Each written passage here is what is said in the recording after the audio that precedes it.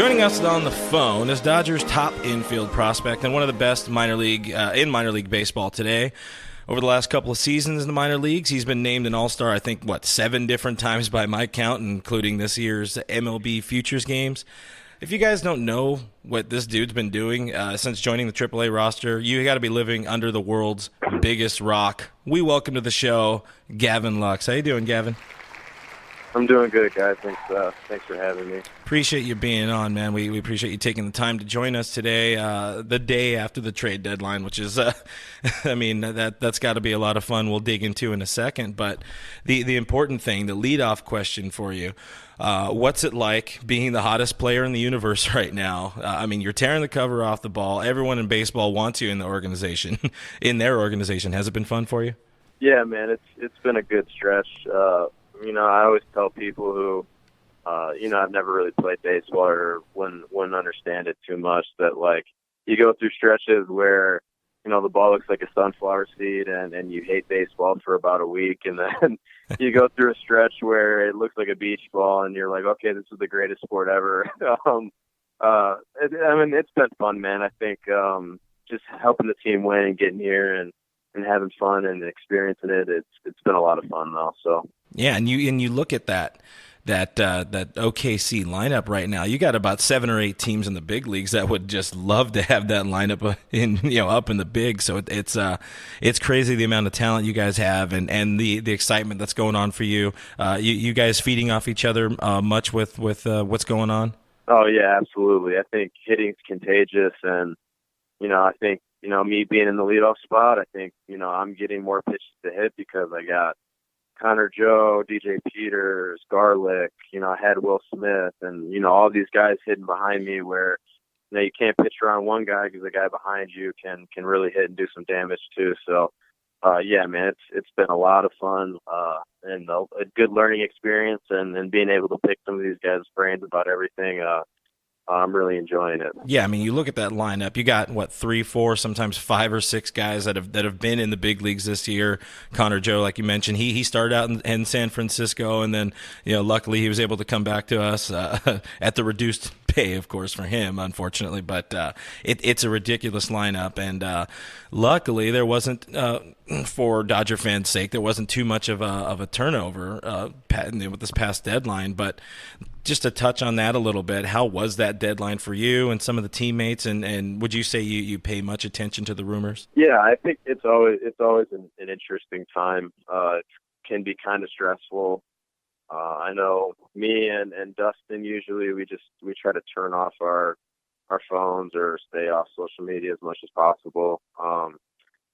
But I think you got to show up to the yard every day and then play and then shut your brain off and then just focus on what you're doing, which is playing baseball. And so I think we just usually kind of just try to stay off social media as much as possible and just be where our feet are, because ultimately at the end of the day, all that's out of our control. So all we can really do is show up every day and play. So. And doing that, you're doing quite well, showing up and playing.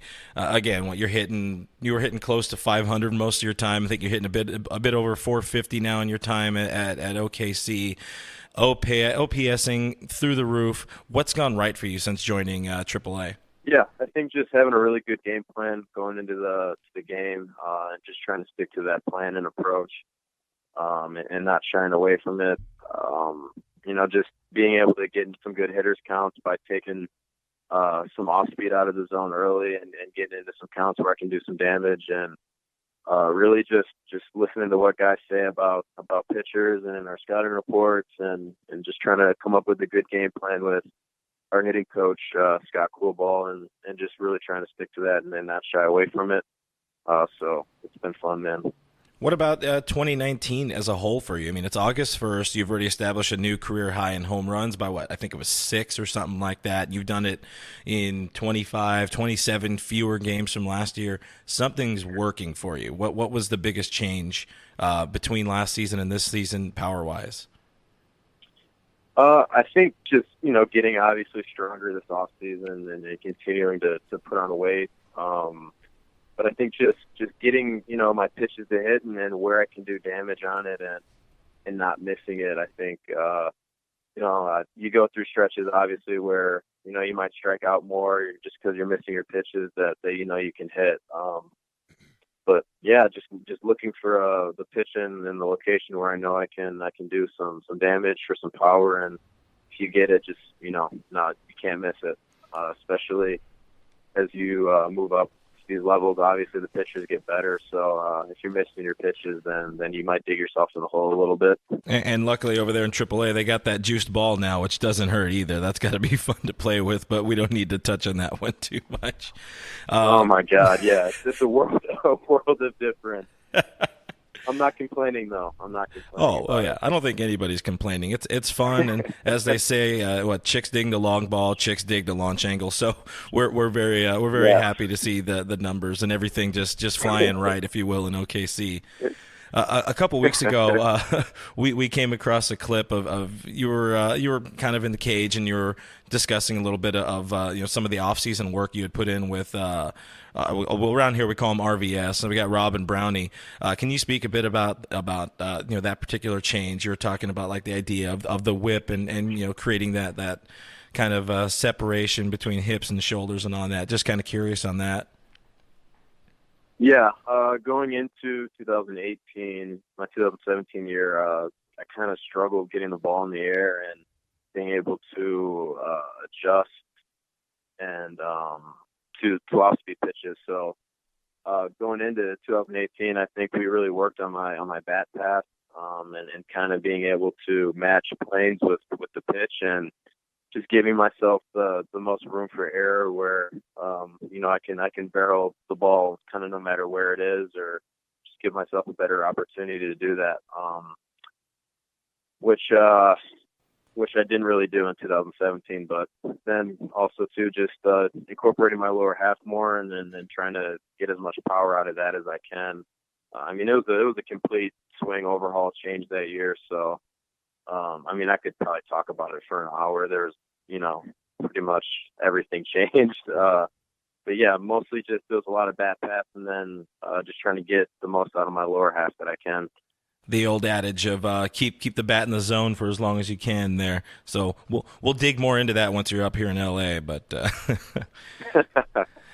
so we hear the narrative. Everybody, just about every piece of content that's out there about you, it's Gavin Lux is a big league hitter right now, but his defense might be holding him back.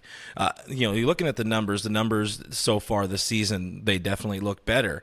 Can you speak on some strides you feel you've made defensively here in 2019? Yeah, last year I kind of went through some struggles throwing with it was more just throwing accuracy. And a lot of it was definitely mental.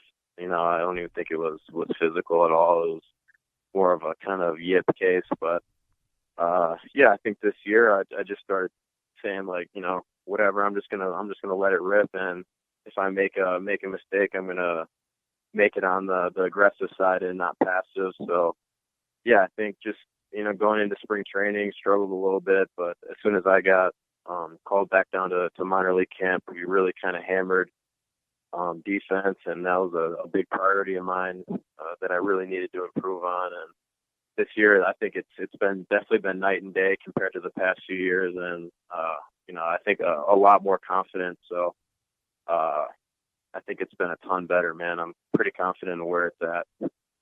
And you're looking right now. You're looking at the big league depth chart, and you see you got a pretty big name ahead of you there at shortstop with Corey Seager. We've seen you. Everybody on the internet lost their mind when you started at second base a couple days ago, about a week ago or whatever. What's your comfort level at 2B and just playing around the diamond? Yeah, I grew up playing second base, so it's not really it's not uncomfortable at all. So obviously getting reps over there again, and I played it in 2017, 2018.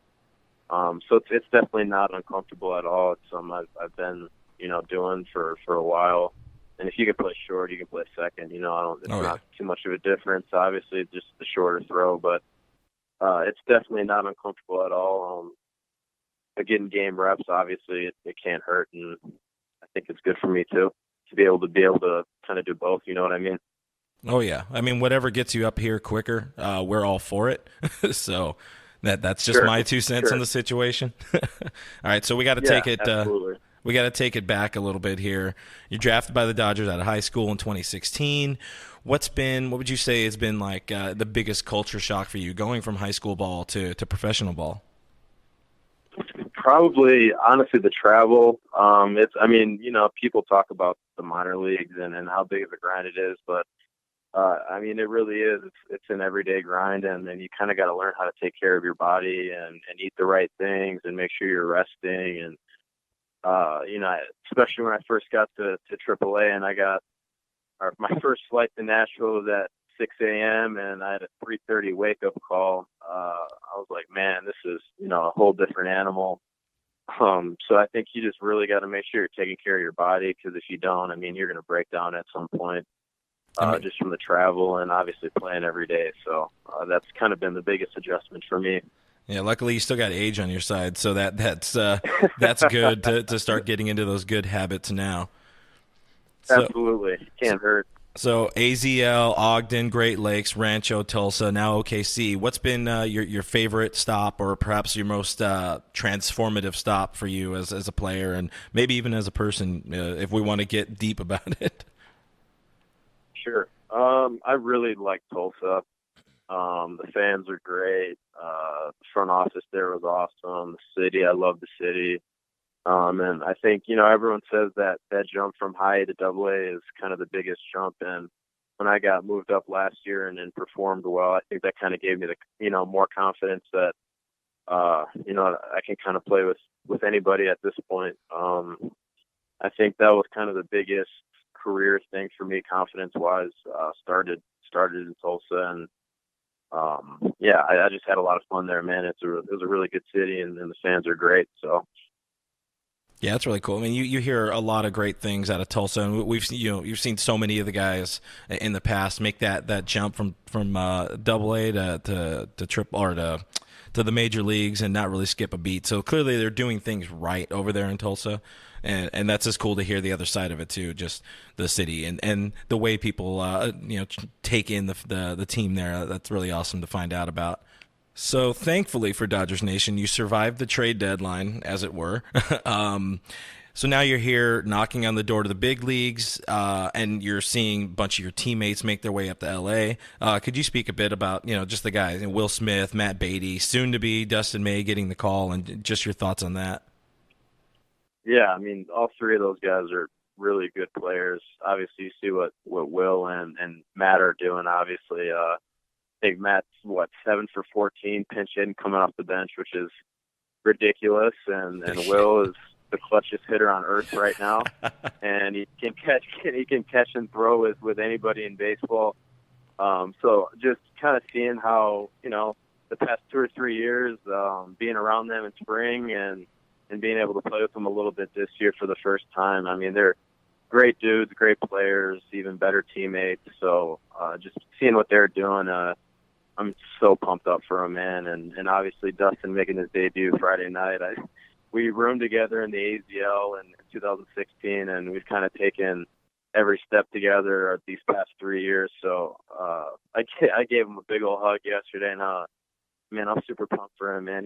He's nasty, and I think everyone, if you haven't seen that yet, it's going to be fun to watch that Friday night. So I'm pumped up for him too, man. He's got probably just as good a stuff as anybody in baseball too. So it'll be fun. Yeah, everybody, we're beyond excited that Dustin's getting the call because, one, he's just that you look at him and it's like, that's a baseball dude right there. That's a dude I want to see chucking 99 two-seam movement at some, behind some people's heads or something like that. And we're very excited. Man, yeah. I think everyone's gonna love him, man. He's got some fire to him. So you're talking over here about Will Smith being one of the clutchest dudes. You got Beatty, like you're saying. I think he's currently like second on the big league club already in like late and close and pinch hit RBI and all that. Dudes are just getting it done. You're seeing these guys lay this groundwork for you. Like, we know you're going to be up here sooner rather than later. How much of that is now like, oh man, what do I got to do for my debut? Yeah, I mean, I think at this point, that's in everyone's, in the back of everyone's mind. But just kind of I always say, just kind of be where your feet are, and while you're here, just continuing to develop every day, and then try to get better, and just be where your feet are, and then kind of let everything else take care of itself. I know it's cliche, but that's kind of the way I go about it. Just control what you can control, and just can't really worry about everything else, and it'll just kind of take care of itself and play out. So it's the smartest way to play, and we're seeing it work. That's pretty much how Matt's gone about it. He's like, don't get too big, don't try to force anything, just let the play happen. And well, so far that's worked out well for him. So I'm gonna assume the same for you too. Yeah, man, he's killing it. He's killing it. So we got some of the fun stuff. People on Twitter, people internal here at Dodgers Nation, they sent me some questions, sent us some questions that we wanted to throw at you. The more lighthearted stuff. We've dug into some of the good stuff, but we want you to have a little bit of fun before I let you go here. The most recent one. So last night on Twitter, you put out that feeler about Netflix or Hulu shows to watch. Our Dodgers Nation Twitter tried to help out as best we can. What are you adding? I see that. My Twitter was blowing up. I love it. I needed that. What are you adding now to your Netflix or Hulu repertoire, as it were? I got a lot of House of Cards. I haven't watched House of Cards, so I'm going to check that out. There's one more that I looked up, and it looked interesting. Maybe it was The Sinner. The Sinner, I think that was on Netflix too. So those two I'm going to check out. But, I got like 200 responses, and I haven't even looked at all of them yet. I still got to. So that'll get me through the season, I guess. Hey, man, we're here to help for the important stuff, man. All right? I love it. I appreciate it, man. That's the most important thing right now. Yeah, and on those long flights or time off, wherever it is, yeah, we got to keep you your mind off the game or off the field a little bit there. So one of our writers, Blake, he had something. I really enjoyed this question and this whole concept here. Blake wants to know what kind of numbers or things you use as your own barometer for success. Can you say that again? What kind of numbers for what? What kind of numbers or just different things that you look at as your own barometer for success? As far as baseball-wise? Yeah. Just what numbers are you looking at? Are you an average guy? Are you OPS? Yeah. What do you feel sure. is your best? You're going right if you're doing this. Yeah. I think I care about my average. I know people say it doesn't, average is an overrated thing now, but for me, I think, average and OPS, if I'm getting on base, then I'm doing something right, and then being able to score some runs or help the team win. So I think average and OPS, and I hate striking out, honestly. So I look at my walk to strikeout rates. So I think those are my three biggest things, and probably ISO too, isolated power. Ooh, good call. So those are probably the main things. We got Which Lloyd. I think ISO is slugging minus average, I believe. Yeah, pretty much. Our ISO takes away the singles, if I'm not mistaken. So right. Yeah, that's all. Right. That's all the good slugging stuff. So ISO, hell yeah, that's a good one. You see somebody with like an ISO 241, it's like that is a hitter right there. Yeah, that guy's got some juice. Yeah. Oh yeah. We got. I enjoyed this one. It's a bit random for you, but Lloyd over here, we got one wondering what size glove you use on the field. I use a 11 3/4, so it's a little bit bigger. I used a half before, and then at short, I think just giving myself another 1/4 inch helps on the back end, and playing with one hand. But I need to get a smaller glove for second at the moment, but I'll take care of that next year. I can't even break in the glove right now, so. I know how that goes. All right, this one's fun. This one's fun for us. This is a bit in the getting ahead of ourselves machine here. But if you had the choice, what is Gavin Lux's first walk-up song in the big leagues? Oh, that's tough. Probably "Work From Home" by Fifth Harmony. That's kind of been what I've done the past week or two, and it's a good vibe. So I like that a lot. I usually go with the rap song or something, but I went for a little more chill vibe in OKC. So I think that'll get the crowd going too. That's a good Yeah, I call. like it. That's a good Yes, call. I like it a lot. All right, so we're not playing baseball here. We're not watching Netflix in this particular situation. What are some other activities or hobbies that you kind of have that help get your mind off baseball? Video games, big video games, Call of Duty. Not really big on Fortnite. I know a lot of people are Good now, call. but So, yeah, you're not playing against Belly. Call of Duty. Yeah, I stick to my Call of Duty roots. Yeah, I think just getting away from the field, obviously, it keeps your mind off if you had a bad game. So I just Call of Duty is my thing. All right, perfect segue then to my rapid fire questions for you. PS4 or Xbox One? PS4. Oh, good call. Mac or PC? Mac. We had one here for you. By the way, that's the wrong answer, but that's just my personal preference. We had one from Twitter asking DC or Marvel. Marvel for sure. Okay, you're back on the happy side of the ledger. The most important one of all of them here: pancakes or waffles? Ooh, pancakes, man. I gotta go pancakes. Right on. There's more variety you can do. You can chocolate chip, you can get strawberry, the whole whatever it is, whole 9 yards. So yeah, you can do a lot to pancakes, and it's about lunchtime here. There's nothing wrong with lunchtime pancakes, so I'm in on that. Yeah, I just ordered PF Chang, so I'm gonna crush that before I head to the field. Good call. Look at that. That's a big league meal right there, I tell you. Oh, it's so good. That might be my favorite spot. This one I hate, but I had to throw it in just because it's always funny. Tomorrow wants to know what your sign is. What my what? Sign? My zodiac sign? Yeah, your zodiac sign. Sagittarius. I like that. I like the added question mark at the end, so I'm cool with that. Sagittarius. Yeah, I'm like 99% sure it is. Word. And the final one of these rapid fires: Katy Perry or Taylor Swift? Taylor Swift, man. All right, good call. I think you won. I mean, there's no actual. Go ahead. I'm gonna say old T Swift though. New T Swift, no. But old T Swift, like when I was in middle school, that was it.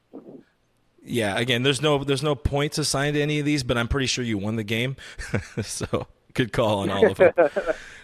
This is another one. I keep getting the request because this is apparently the question of the summer. I got Ross Stripling with it a few weeks ago, and then now you see him answer it with Toomgis on Twitter and answering it with Sujo up with the Dodgers and all that. Is a hot dog a sandwich? People hate me for it, but I think it's a sandwich. You got the two buns, and it squishes together whatever you're eating. So it's a sandwich. It's got to be, right? Sometimes you got to kill them with logic. And while a hot dog is a hot dog, technically speaking, yeah, it would be just an open-faced sandwich. So, it's a sandwich. I mean, I don't really see the difference, to be honest with you. But yeah, people could argue either way. I don't know. I can't please everybody. You can't win them all. That's all right. The people that are not sandwichist. I don't know how to equate this to like flat earthers and like hot dog sandwichist or something like that. But as long as you're up here popping dingers, I don't think anybody's really going to care. Perfect. I'll try to hold you to that. All right, man. I don't want to keep you much longer. So we thank you so much for the time. We hope to see you in LA soon. And, whenever you need anything from us, whether it's TV shows, game requests, or, something like that, you let us know. We're happy to help out, man. Awesome, man. I appreciate you guys. Thanks for having me. And that has been Gavin Lux, your top infield prospect for your Los Angeles Dodgers. Cool guy, cool stuff, and we're going to see him in Los Angeles before you know it.